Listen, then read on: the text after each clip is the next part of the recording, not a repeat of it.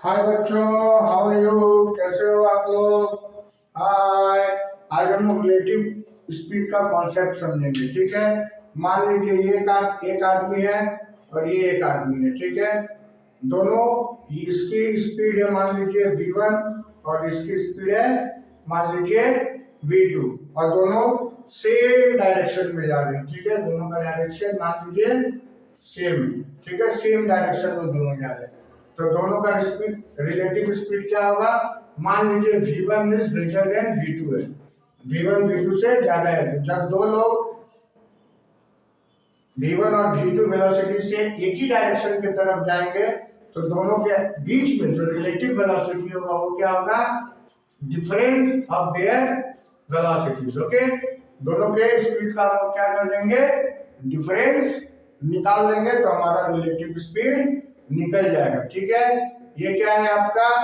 In same direction, in same direction, ठीक है। अब मान लीजिए दोनों इन अपोजिट डायरेक्शन जा रहे हैं, क्या जा रहे हैं? इन अपोजिट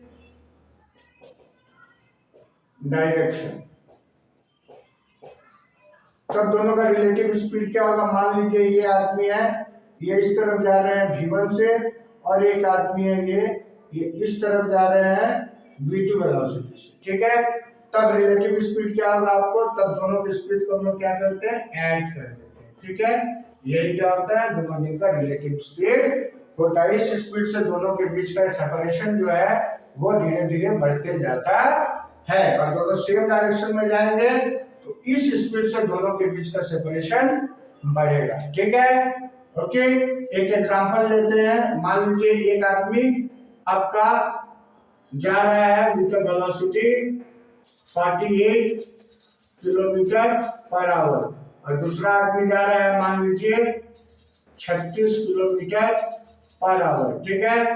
तो दोनों अगर सेम डायरेक्शन में जाएंगे तो दोनों का रिलेटिव स्पीड कितना होगा? 48 minus 36 that is 12 kilometre per hour, ठीक है। मींस उनके बीच का सेपरेशन इस स्पीड से बढ़ेगा। लेकिन अगर दोनों अपोजिट डायरेक्शन में जा रहे हैं तो इसकी स्पीड मान लीजिए 48 किलोमीटर पर आवर और इनकी स्पीड है 36 किलोमीटर पर आवर। तब क्या हो जाएगा?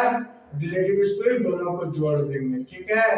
तो 8 6 14 कैरी 1 4 1 5 3 8 84 किलोमीटर पर आवर, ठीक है। समझ में आ गया?